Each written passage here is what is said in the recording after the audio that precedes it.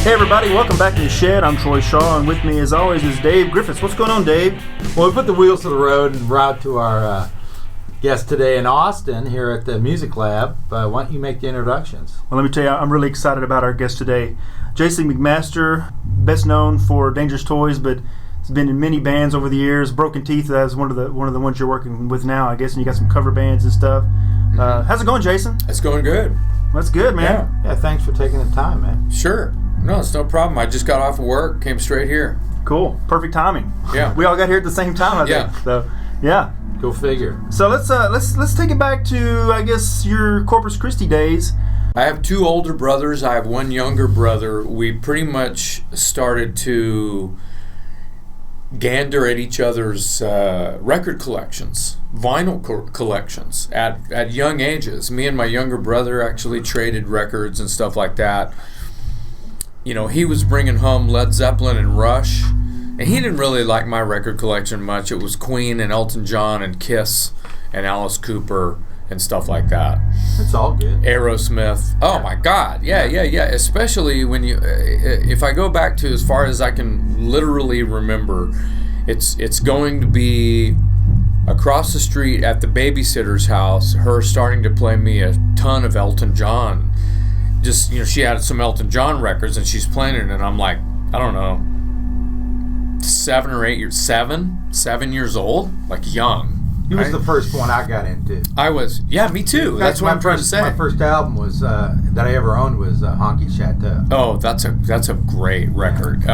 So you were on point because I was born in '65, so it would have been, not quite 1975, which was Rock of the Westies and Captain Fantastic and the Brown Dirt Cowboy, which is my favorite record. Yeah, that was probably the last. I think I actually bought Rock of the Westies, but I was kind of moving out. But Captain Fantastic was, and I still have it. Yeah. And I actually bought it on CD later. Yeah. Well, this would have been probably his earlier stuff. It might have been Goodbye Yellow Brick Road. I can't remember. I was 7 or 8 years old. All great albums. Yeah, I was 7 or 8 years old. By the time it was probably about I was 10 probably.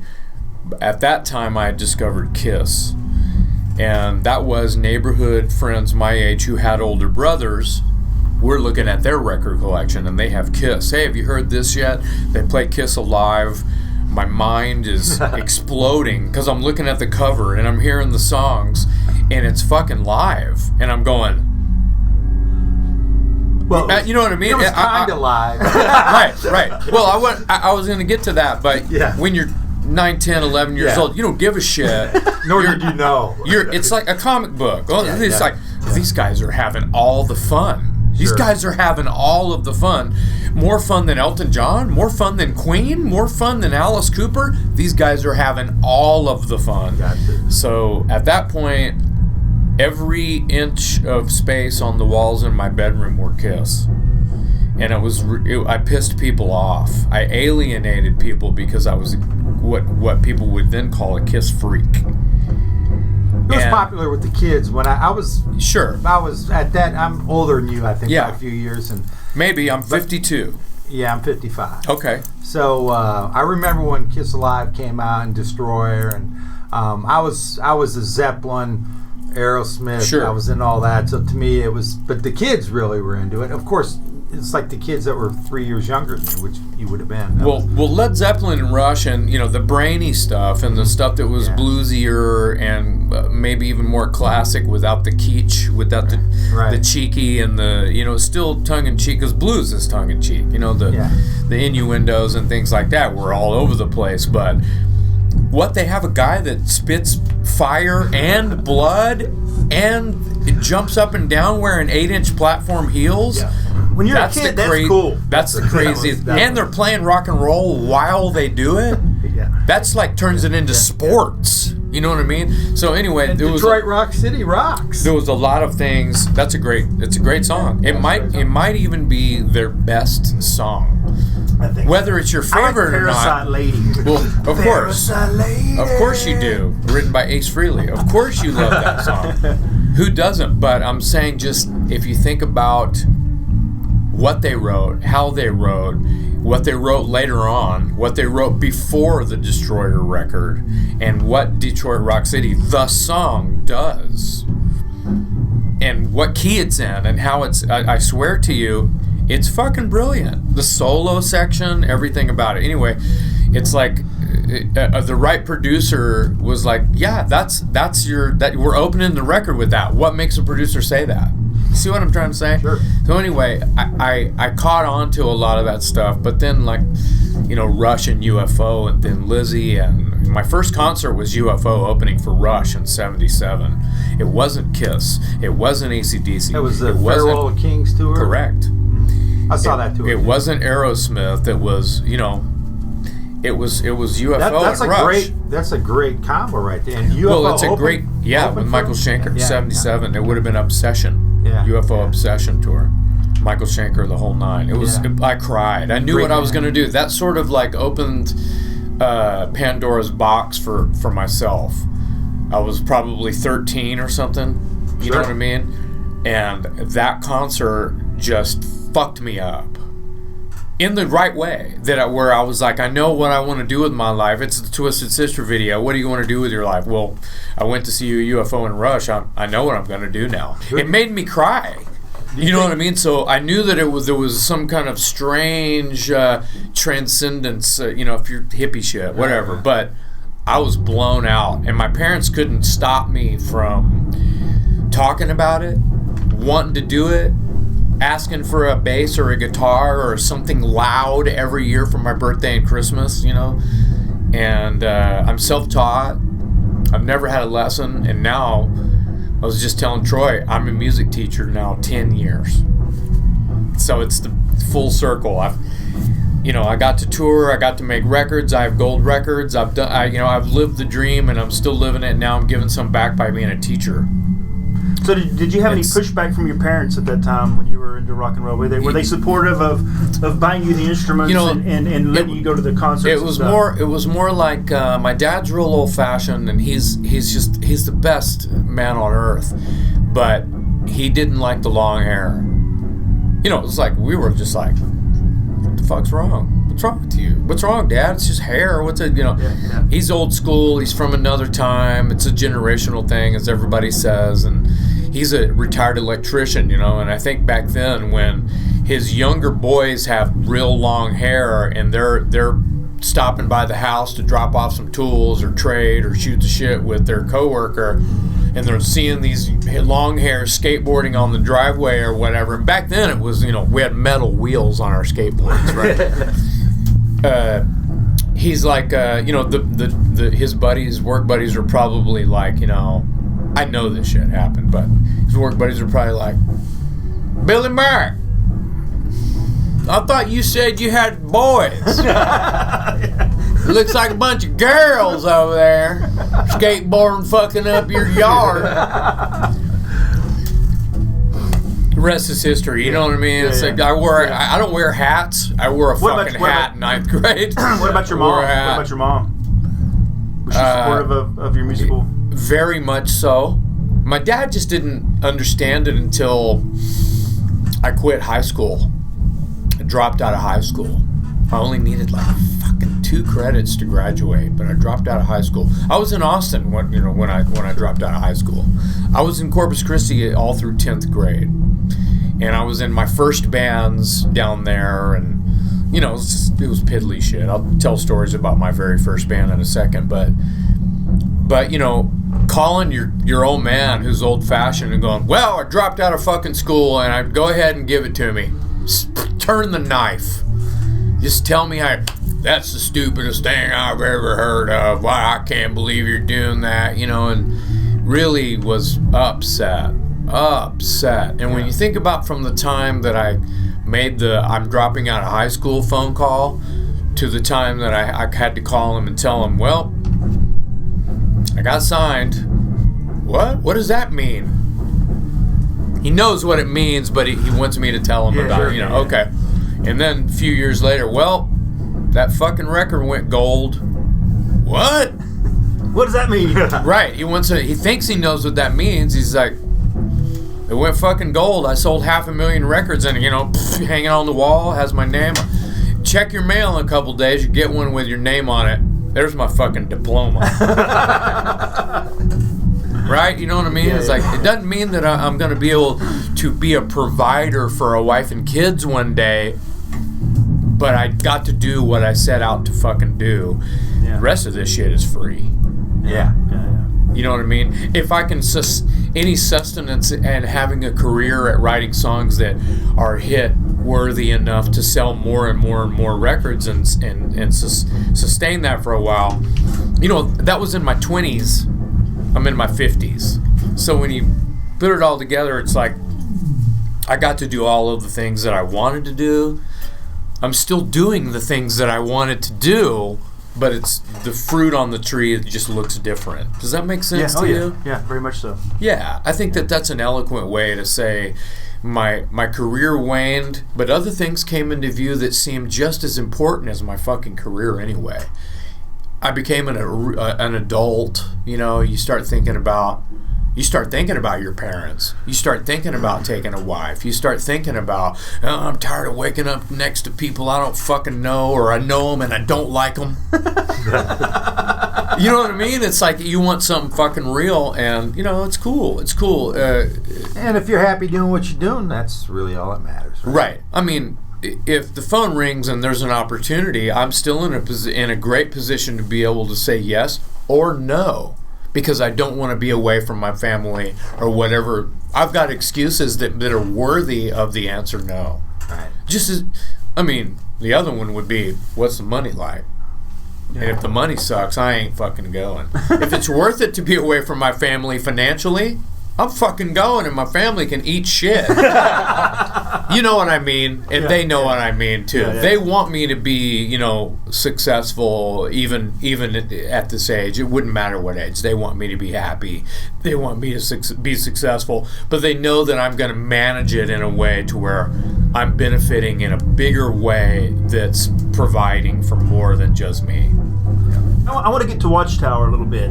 So that's fine. That happened in Austin. Watchtower was a band you were in. How many albums did you do? Just one. Just one album. But it was just were you signed to a label? No. Or not till Dangerous Toys that the label came about? That's right. Tell us about Watchtower and how it kind of formed. Speaking of Watchtower, these guys jamming next to us are like, they're busy. You hear that shit? Yeah. That's technical. Yeah. And I got another question about Watchtower too once we talk about it for a minute. But back then when you recorded and I listened to some, I haven't really heard any Watchtower before, to tell you the truth, until I found some on YouTube. Okay. When I was looking at Broken Teeth, and I found that other Broken Teeth band that I don't know where the hell they're from, but anyway. Manchester, England. Yeah. Mm-hmm. Anyway, Watchtower was a very technical band. Recording that shit in the 80s had to be way more complicated than recording it these days, because you can cut and paste right, and write a section of a song and move it over here, kind of like Metallica does now. People forget now that in the 60s and the 70s, when recording was still fairly new, right?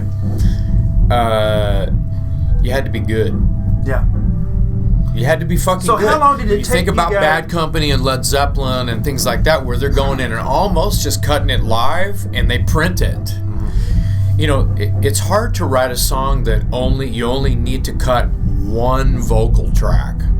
Yeah. Bad Company did that. You know who's actually done that? I think Soundgarden has some songs where there's just one, no harmonies, not just one vocal not track. Doubling the vocals or anything like that. Yeah, which is always cool. Yeah. Sweetening it up with harmonies and having that. That can sell the fucking song. That can make the song super sweet to your soul and jump off the fucking speakers, right? Mm-hmm. But it's hard to write a song that just has one vocal. Just like, I don't want to stray too far. The recording techniques that Watchtower were using, we recorded in this studio that's not very far from here at all. It's called Cedar Creek, and that would have been in the winter of 85.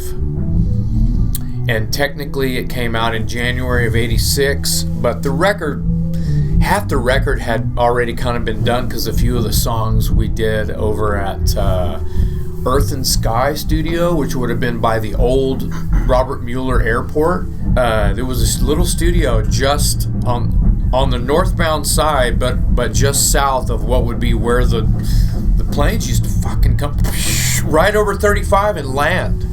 They used to come right over 35 and land right fucking there. And there was a studio like right there. Better insulate the hell out of that studio, huh? It wasn't. I think the old building is still there. It's vacant, or sucks now. But the engineer's name was Kerry Crafton, and he moved to Dallas and ended up recording a bunch of metal bands. But anyway, we recorded some of the stuff there, and yeah, I mean, guys around here were used to recording country and acoustic instruments, and they had probably recorded plenty of what they thought was rock, or dare the word metal come out of their mouth. But when you think about 81, 82, 83, it's like, okay, you got Deep Purple, but in Austin, Texas, I feel like maybe some loud rock, maybe some sort of punk rock, maybe, isn't there a band, what's that band, Blood Rock from Houston? Are they from Houston? You ever heard of that? Don't know.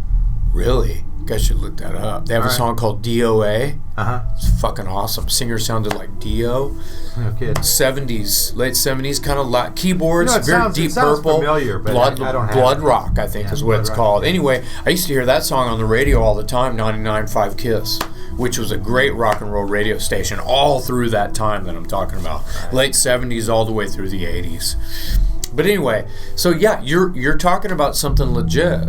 Like I feel like recording techniques were a little bit archaic because it was all tape. I couldn't even tell you what microphones they were using. The guitars on that first Watchtower track were recorded through a PVSP-1 PA cabinet with some kind of like Sun beta lead guitar head on top of it, and it was like the horn in that fucking SP1 is this wide. It's like it'd be like plugging a Marshall into that. You know what I mean? And I'm not throwing Billy White, the guitar player, he's a genius, but I'm not throwing him under the hey, let's be weird, Frank Zappa, whatever, it doesn't matter, let's plug into fucking any. Let's see what the Kinks were. The fucking Pete Town, they were cutting their speakers and stabbing fucking shit up, throwing it on the ground to see if they could get it to just sound destructive, to create something unique, chaos, controlled get a chaos, broken up sound, to get the idea across of how loud you're going to, what you might experience if you saw them live. And Watchtower was I'm not patting myself on the back, but way ahead of their time. Described as jazz metal, space metal. Frank Zappa meets Rush, Metallica meets Rush. Yeah, a lot of Rush comparisons because of the high vocals and the drumming, the erratic drumming, weird time signatures were nutty. And they just put out a new record. No kidding. Watchtower did, like just a few months ago. So there's technically 3 records out in 30 years. Watchtower with you singing, or it's a different singer? No, I'm only on the first record. Okay. Yeah. So, Watchtower became an underground phenomenon. The whole tape trading thing, which was big around the time that Metallica's first record was budding. When Metallica was a new band around 81, 82, and by 83 they had been signed and made their record. Well, if you take that window in time, a lot of the kids and the punk rock, I feel like the punk rock movement was a big part of that. This tape trading, fanzines, Xerox machine, nothing in color, and it was they were just folding typing paper that they printed and hand wrote shit. And a lot of those fanzines would have tape traders' addresses and home phone numbers, crash pads for touring bands. Park your van in my front yard. Crash at my mom will feed you guys, and it was like the Grateful Dead type of a vibe. It was a movement in that way, and it was worldwide. It wasn't just in parts of the U.S. It was fucking global. This whole vibe of that, and I feel like Watchtower, we didn't really take advantage of that, but we were mentioned in all of that shit all of the time, and we got a lot of lip service. on that during that time of the tape trading thing, and it was like a coveted demo tape to have a Watchtower demo tape. People still talk about it when they meet me. They're like, dude, 1984, I have a fucking cassette tape. It's rickety as fuck. I still have it. Oh my God, dude, I can't believe and I just start to almost like, I lose it. I'm like, dude, that's the coolest. That's what it's about. When you meet someone it's not about Dangerous Toys. It's not about, I'm meeting a rock star. They're thinking about when they're a musician, because they're in a band. They're a musician. They might even be a popular musician, and they're on tour, and I'm at their show, and they're coming up to me, and I'm going, whoa, you're who I'm here to see, and they say, you're the singer for Watchtower, and I'm like, whoa, okay, wow. The guy, I bought tickets to see you play, and you're fanboying on me. See what I mean? That's happened a few times. I've been lucky enough to. So why do you think Watchtower never got signed and took it to the next level? Well, they did. It's the style of music that kept them from being vandalized. But I mean, when you were in the band, you're talking about the baton, change in wardrobe, the movement, the change. Guns N' Roses happened. I don't know what else to say because I started around 87. I started moonlighting, singing for other bands for fun, just for fun. I'd been in Watchtower for years. Billy White, the original guitar player who really founded the band, had quit to start playing other kinds of guitar playing, other types of music. He actually made a Dokken record. He was on that Don Dokken record called Up From the Ashes. Mm-hmm. That has Peter Baltes, bass player from Accept, Mickey D, King Diamond, Motorhead drummer, John Norum from Europe, right? John Norum on guitar. So John Norum and Billy White from Watchtower were the guitar players, and Don Dokken was the singer. That's a badass band, other than Don Dokken. So you know what I mean? It's like the bass player from Accept, the guitar player from Watchtower, and the guitar player from Europe, and the drummer from fucking King Diamond and Motorhead. Yeah. Shut the fuck up. So anyway, and the record's good, but it's a little poppy for my taste, and Dokken was a little weak for my taste anyway. But it doesn't matter. I was happy to be part of Watchtower. The band was about to get a European sort of underground record deal that wouldn't have made all of us any kind of big star anyway. But that's okay. You just want to write songs and put them out and go play a show and see people get off on it because you get off on it, right? That's the goal here anyway. Okay, so Guns N' Roses happened. A lot of bands were getting picked up off the coattails of that. Oh, there's a singer with red hair and tattoos. Let's sign his band. And it wasn't really my band, but just to mince words and just move forward. I had been moonlighting with these guys that used to be called Onyx. They had a girl singer. They had gotten rid of her for whatever. And I was in Watchtower the whole time, but I was moonlighting with these guys, as well as a few other bands.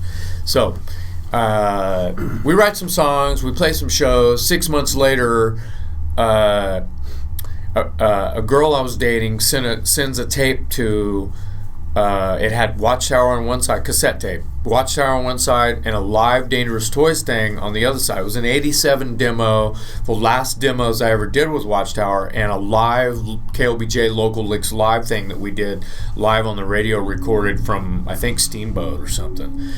If anybody remembers Steamboat on 6th Street. Anyway, so she sent that to an intern in Los Angeles called Tapco, who was an intern buddy of hers who was working for a management company called Tapco Entertainment. So they loved the shit. They're about the Dangerous Toy shit. They heard Teasin' Pleasin', and they're on the phone.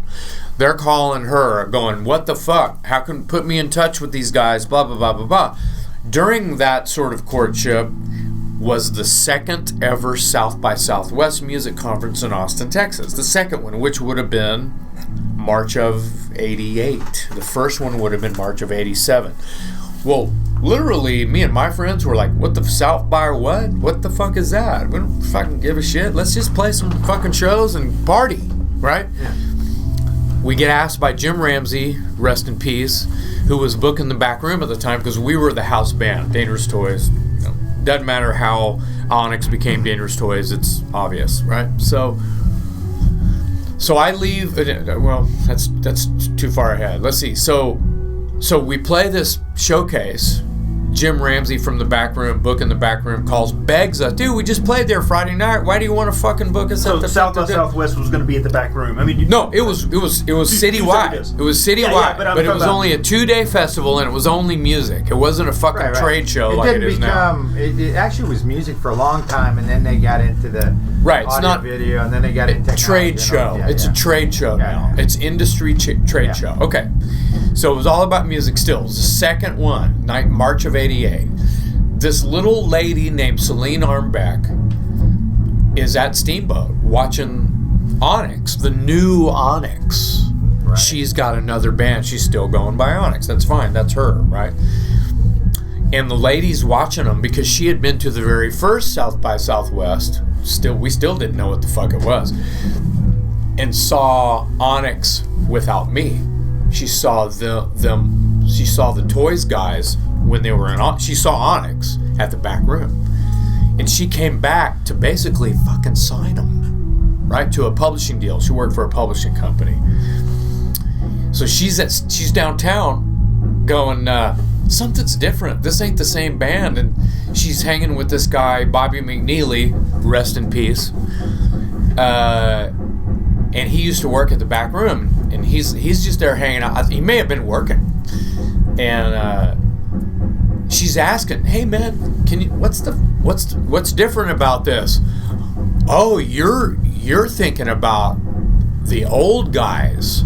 Well, they got this thrash metal singer guy named Jason, and they're playing right fucking now at the back room. Let's go." They got in a cab and they went to the back room. They saw us play our sets, like 15 people there. Like I said, back up a little bit. We're like, Jim Ramsey, fuck that. We just played there Friday night. You want us to play on a Sunday night? Sunday night, no one's there. Last night of the festival was only a 3-day festival anyway, right? Second to the last band. May have been the last band.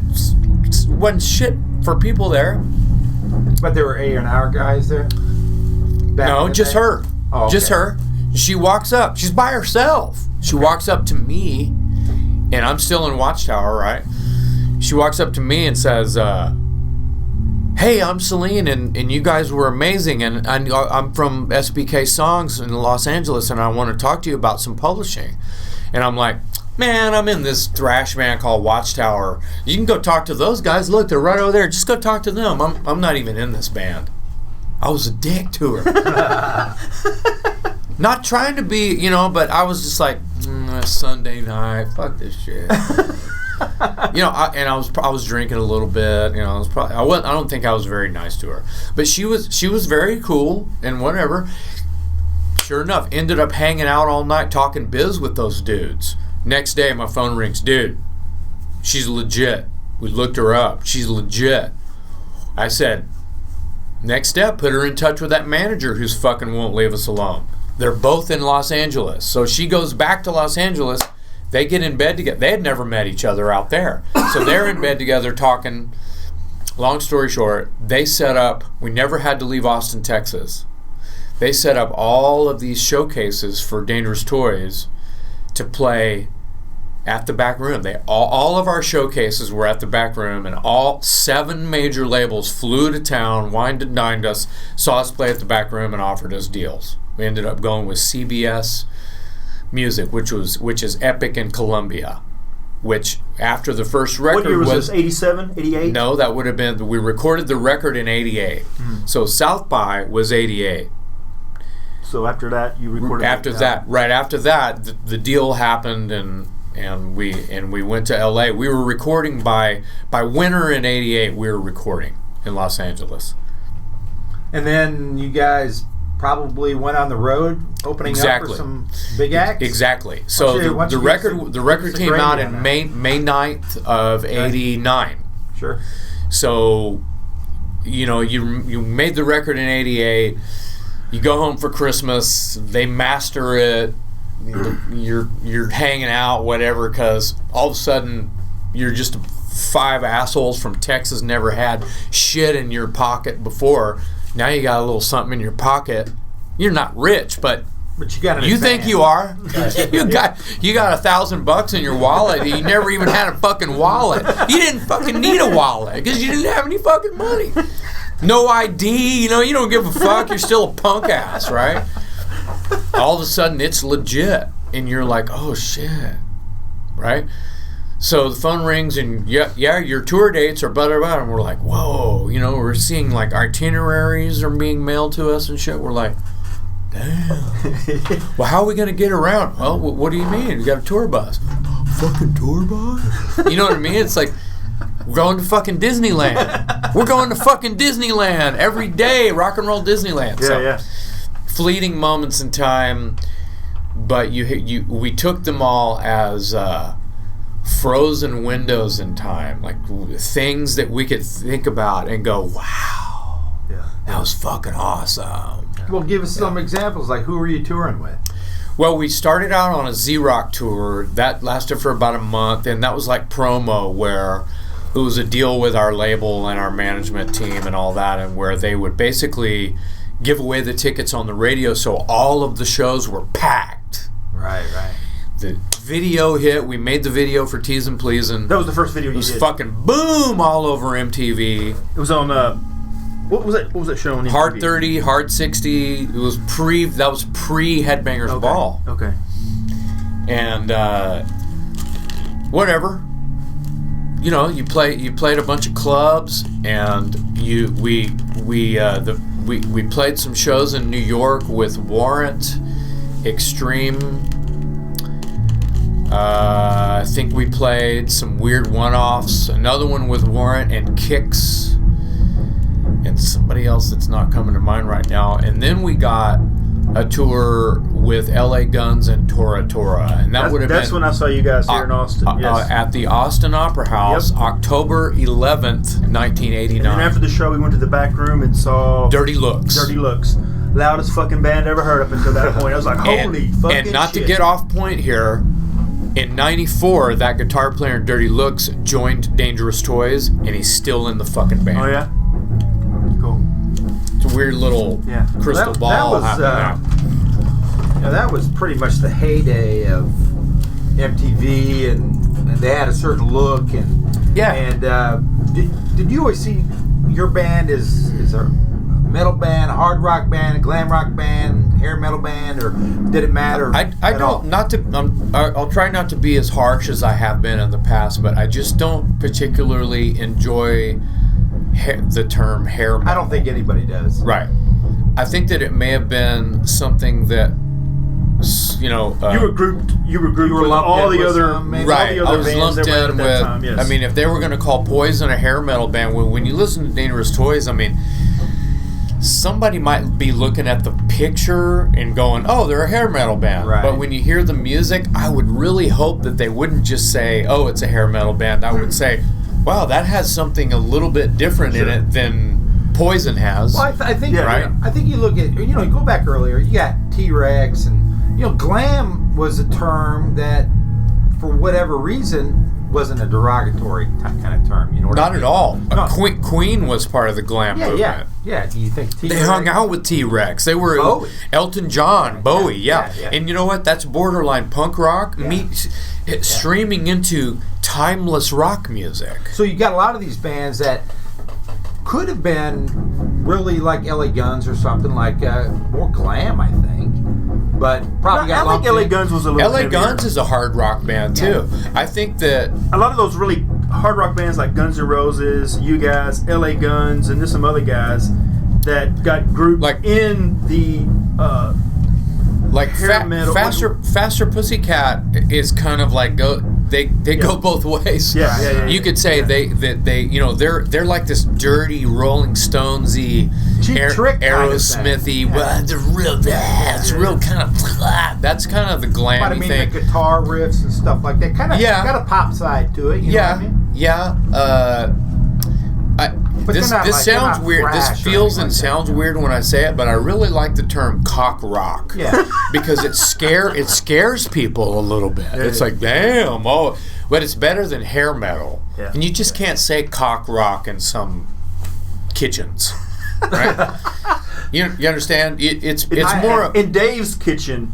You can say whatever. Sure. Yeah. Well, in my kitchen, you could probably say it too. But anyway, the point is that was an era, and me coming from kind of Van this. Halen is cock rock to me. Totally, but they're also kind of muscle rock. Yeah. Which fits like Black Oak, Arkansas, exactly. which fits big. Jim Dandy and David Lee Roth could have been separated at birth. Right, and well, here's the thing: I've even been compared a little bit. Yeah, so you would. I could see that. Yeah, it's kind of crazy, but you think about. I mean, David Lee Roth, and he kind of started a glam movement. He did. But I wouldn't really go as far as to call Van Halen all the way throughout what they really stood for, a glam rock band. Nah, to me, they were a hard rock band that had a good time. A forefather of metal, yeah. I would even say. And we're actually starting a round table. I've just opened a fucking can of worms we can't even finish. Yeah, and time's ticking. We've got 21 minutes. Okay, all right. I'm long-winded. No, let's move on. Let's move on to something else. Let's move on to. Let's talk a little bit about that 80s heyday, and we've been known to ask this question before. When you're on the road, was it hookers and blow, or was it early to bed on Saturday for church on Sunday? If we had a day, I have an answer for you. It's not the answer that you want, but it's an answer for you. I want to say that we aren't saints, but if I had a day off, I would have a drink or two, and we would party a little bit, and we would get wild and crazy, but we had good times, but we always looked out for each other. There's a diabetic in the band. We wanted to be able to wake up the next day and know where we were. So you could moderate. There was some safety going on, as opposed to there were other bands of the day that were not giving a fuck about what we were kind of giving. You weren't Motley Crue or Def Leppard on the road, I guess. No way. Yeah. No. We were. I mean, all of us are still alive. I'm not throwing anybody under the bus, but you know what I mean. Yeah. Speaking of those times, I guess looking back, you rubbed elbows with some big stars and stuff. I've toured with my idols. I can die tomorrow and be happy. So out of those, who did you really respect and appreciate personally, and who would you not mind never seeing again? And you don't have to answer that last part. I would do it all over again if it was financially correct. I would do it all over. If it made sense, I would do it all over again with anybody that I've toured with. There wasn't really anybody that really, fucked us over. Right. As people, as a band, as it was more like sometimes we'd show up to a venue when we were doing clubs. And, we were from that. So it's like, give a fuck. Right. Give me a fucking pallet. I'll stand on a pallet and play rock and roll, because that's what we were used to, pretty much.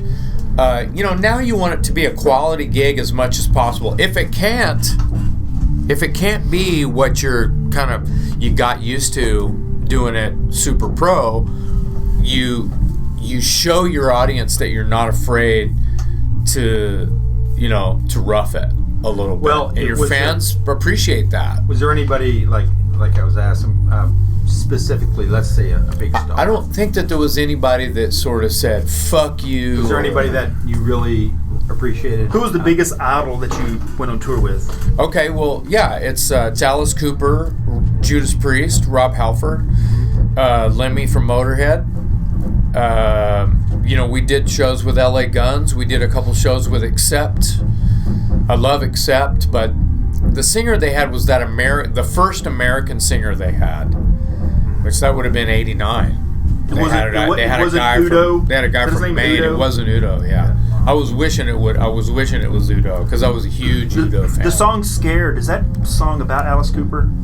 I was listening to tons of Alice Cooper, probably specifically for inspiration to write lyrics, because just so you know, the lyrics on the first Toys record, I didn't write all the lyrics, but the bulk of them are mine. Half of the record's mine. It was new to me, like putting words together and making them cool and making my storylines cool and my choruses punch and my, I'm confessing to you, I didn't know shit. I had written songs before, it was fucking crap.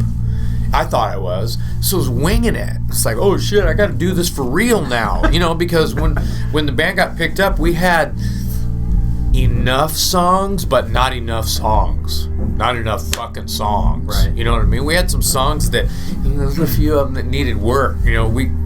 Max Norman, who did Blizzard of Oz and Diary of a Madman, and some Megadeth and fucking everybody else, he did that first Toys record. So you got the guy that recorded Ozzy and Randy Rhoads, and Tommy Aldridge and Rudy Sarzo. Well, he didn't record them. Actually, it was that was Lee Kerslake. Okay, yeah, sure enough. And Bob Daisley. Right.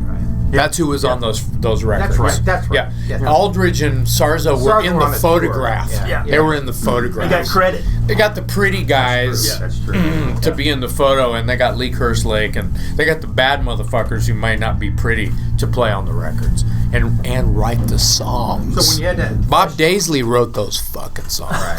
So when you had to flesh out those last few songs, you got Max Norman going, this one, it's a bit naff, mate. You know what I mean?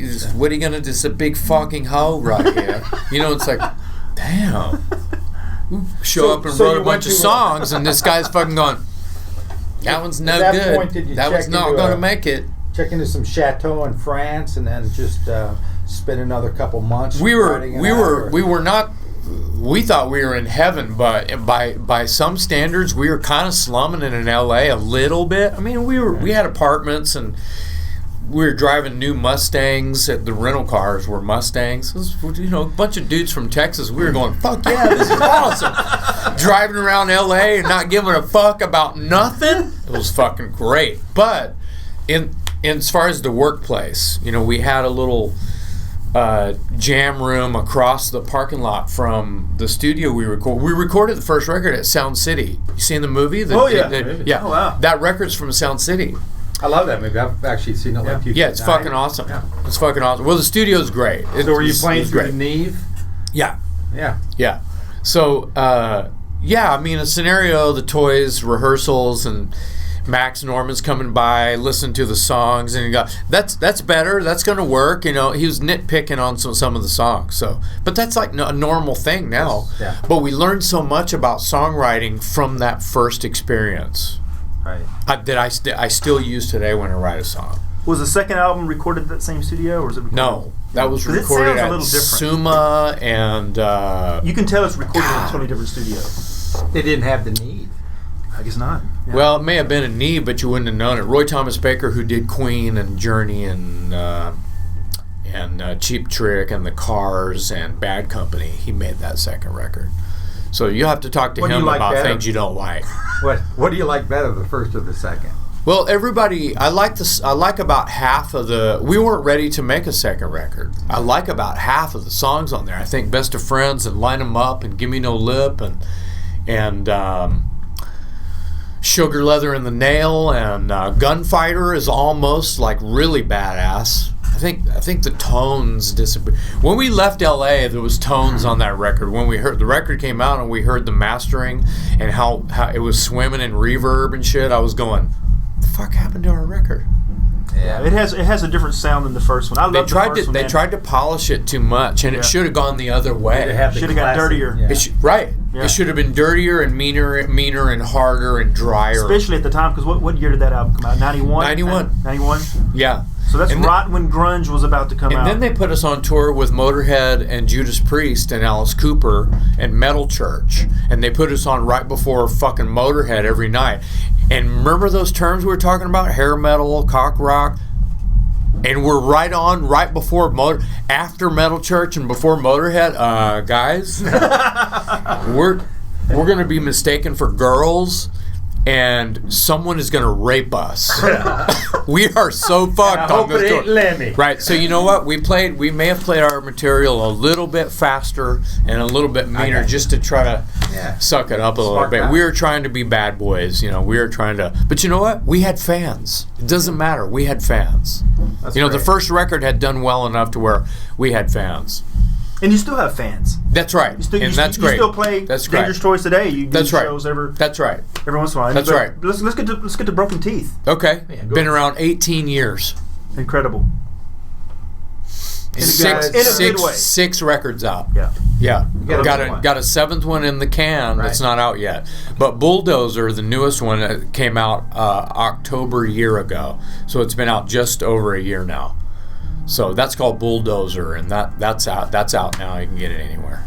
It's awesome. I love Broken Teeth, man. The vibe of that band is undeniable. It's real rock and roll, which you don't hear a lot of. That's right. We're not selling you anything other than real rock. Yeah. It's raw, and it's exactly what we were just talking about. It is that. Yeah, exactly. What Hellacious Acres is kind of missing, Broken Teeth has. Do you think we're seeing the last throes of rock and roll, or do you think? Put it this way: is rock and roll dead?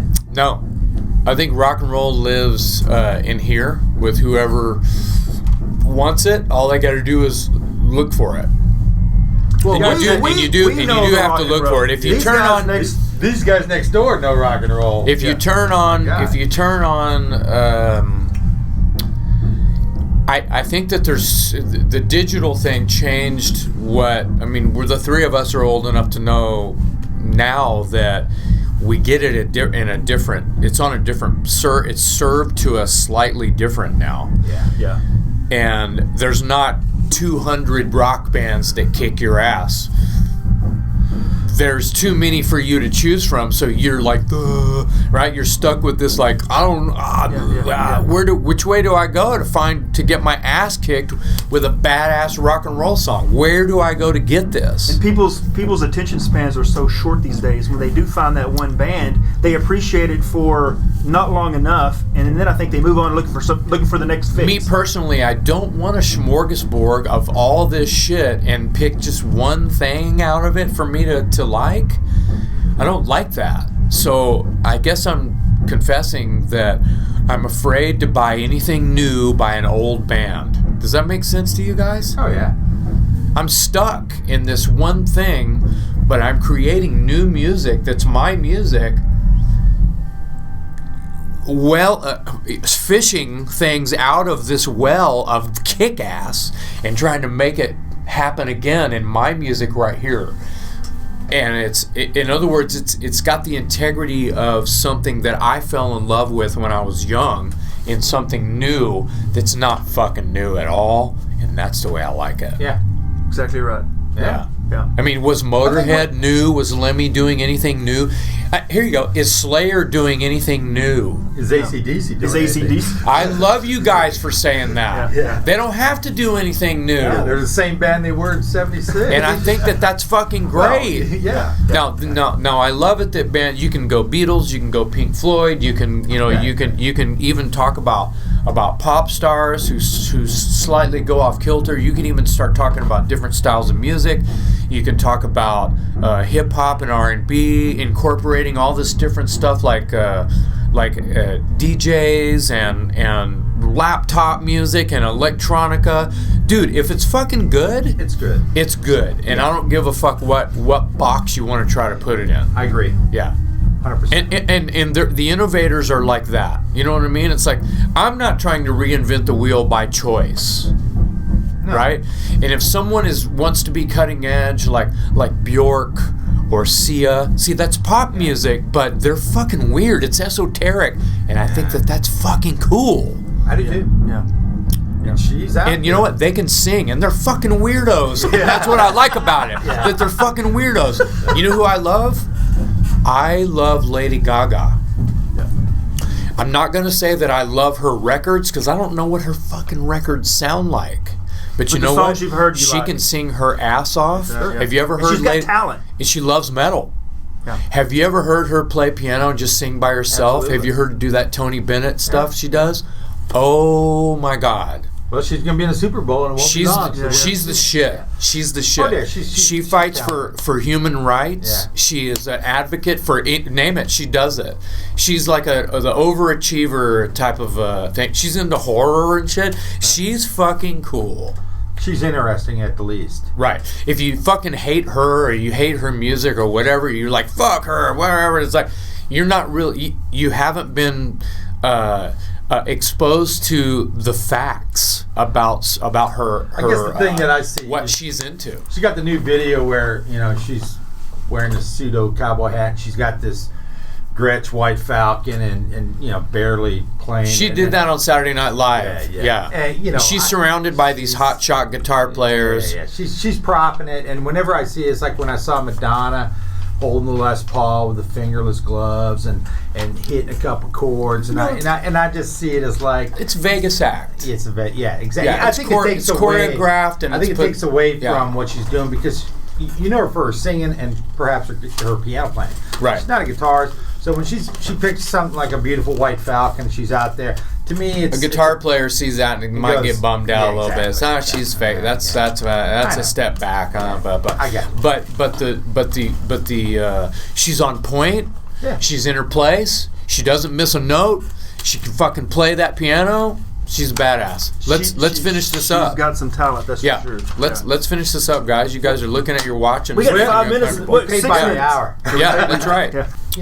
2016's been a pretty shitty year with regard to the mortality of music stars, all kinds of stars. Out of all of them, who do you think you'll miss the most? All of them. Don't want to pick one. I understand. Hopefully 2017 will be a lot better. No, they're not getting any. We're all going to die someday. Lemmy is well. You go back a while and you think about Dio and you think about people grow old and they have made their mark on the world. I mean, especially if they're a huge music star and the music ain't going. They ain't really going anywhere. Right. They're immortal in a different way. They may not be here in flesh and bone, but what? Dio's dead? Because we didn't really know him anyway. What? Lemmy's dead? We knew dead him from their music. See what I mean? And that's what we're going to... You're without saying, well, I didn't fucking get to know him. Well, I'm not saying Jason that. got to tour with him,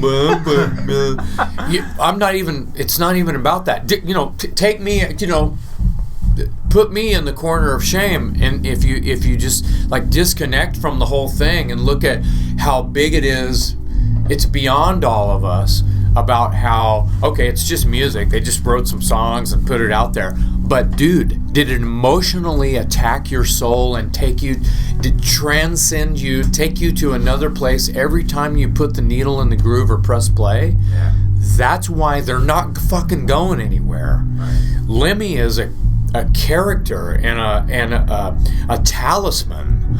Dio, same. I'll even go with George Michael. I mean, you think about the things that have been Freddie Mercury. You think about these things. They're not dead. They're all over the radio. People have tattoos. People are still buying. The catalog is going to sell over and over and over and over. Are we waiting for some kind of new musical breakthrough to change the way that these things attached to the sides of our fucking face take in sounds and go, oh my God, this makes me levitate? You know what I mean? No, you're not gonna. You got to grow wings and you got to lose a bunch of weight to be able to fly 100 feet off the roof. You know what I mean? You're not going to be able to fly just because of some magical notes that are played in the fucking room, right? Rock and roll is rock and roll. Music is music, and right. So the people that have passed this year and last year, because we're in the middle of it all right now. It's fucking amazing. We lost Princess Leia. For nerds. And her mom the next day.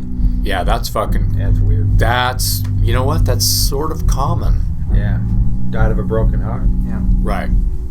Well, by the time this airs, she wasn't well anyway. From what I know. It's still 2016 right now. By the time this gets on the internet, it'll be 2017. So hopefully, we will still be alive. And no New Year's Eve surprises. I hope not. Yeah. I hope not. But anyways, man, this has been great, Jason. I appreciate it. Yeah. Are they going to knock on the door? Or we just have to leave? Did you give them some money? Yeah, I gave them money, yeah. Oh, then we can drag ass out of here.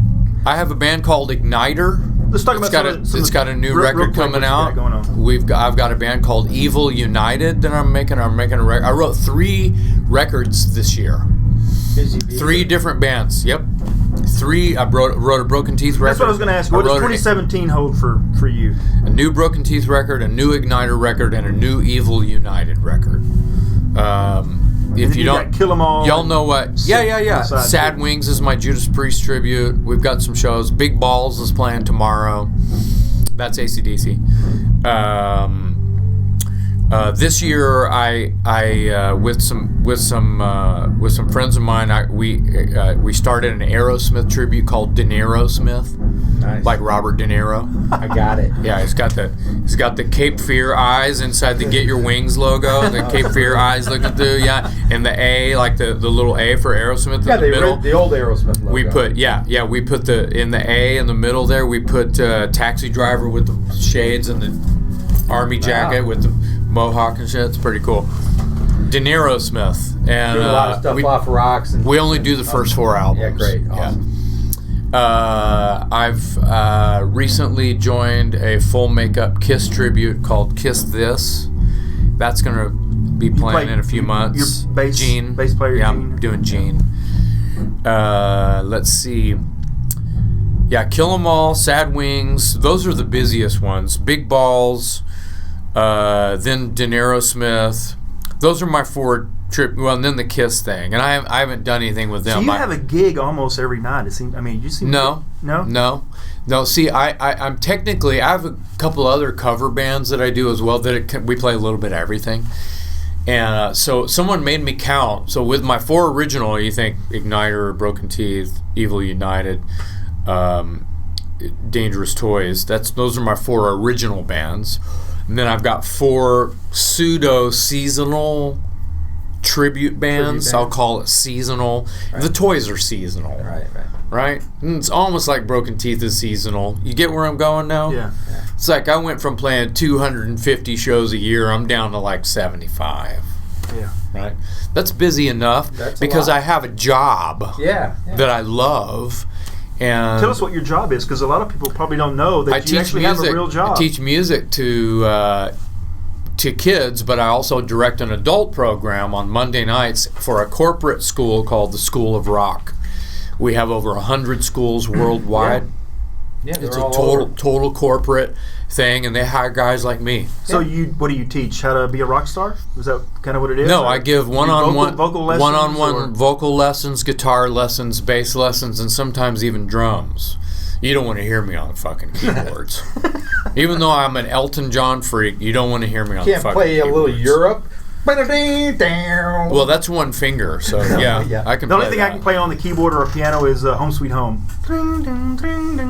You can let yourself out. You can go. I'll show you how to play. That's okay. We know how the song goes. Who does that song? Let's keep it that way. No, I'm kidding. You don't know "Lean on Me"? See, y'all are better than me on the keys. Yeah, I don't even want to. I can play chords on it, but anyway. So it's basic lessons. If it gets too hairy, if it's theory, if it's how to read music, it's no, that's not me. You're teaching power chords and how to the little kids. Yeah. To the little kids. What I'm working with on the adults is basically the same thing, because the adult program is, it may be like something that's on their bucket list, or they were in a band in high school and they ain't touched their shit in fucking 20 years or something. And then some of them are like in their 20s. And they're teaching you. They might even be socially not. It might be a life of video games, and they play their guitar through their jam box or something, right? And then it's like, yeah, they want to take to the next right. level. So they want to get into a group, but they don't have time to form a band because they're in school or something like that. Yeah. So it's good. It's really good. But we play shows. It's a performance program, both the adult and the kids. The whole school is based on a performance program. Bring it to Waco, man. That'd be cool. Well, I don't know why there's not one in Waco. There's like 5 schools in Dallas. Mm-hmm. I've seen them. There's one in Frisco. They're New York City. They're all over. They're all over. They're in cool. Sweden and Mexico and. Well, cool. Yeah. That sounds awesome. Yeah, bring one to Waco. It's the best. We'll be your first students. So I'm in my 11th Teach year. Me the power slide. Yeah, homie, don't do that. Yeah, that's not what I teach. Gotcha. I teach you to not be stiff as a board while you sing or while you play. I work with a little bit of that, but you have to give people some stage presence. I try to explain the elusive pocket, which is groove, which is being able to play with a metronome but be underneath the click, slightly late. Right. You guys are looking at me like, what the fuck is that? No, I know exactly what you mean. Be able to hover around it and become friends with it and not hate it. What's weird, I started out as a drummer. And when I play the drums now, just air drums, I've noticed I'm always a little bit late. That's good. I think I've got that groove. It's more interesting. But here lately I've been like, you know what? I'm working on getting time right on, but you lose something when you do that. Well, to be able to play it right on, that's good. But then you have to learn how to swing it. COD was a groove band, man. We were a groove metal band. You have to be able to swing. Yeah. Doesn't matter what kind of music it is you're fucking playing, right? Yeah. Everybody got to swing. Everybody likes to swing, man. Yeah. Yeah. Well, it has to be fat. We better swing on out of here before we get booked for another hour. Thanks for having me. Hey, man. Jason McMaster in the shed this evening. Man, what a great time. I wish we had another hour, but I don't have $13 more to spend. So. I do, but... maybe we can do it again some other time. Yeah, man. Part 2. Maybe you come to Waco next time. Come to the shed. Oh, that's great. I'll feed you. All right, Jason. Thanks again, buddy. Yeah, you got it. See you next time in the shed. In the shed.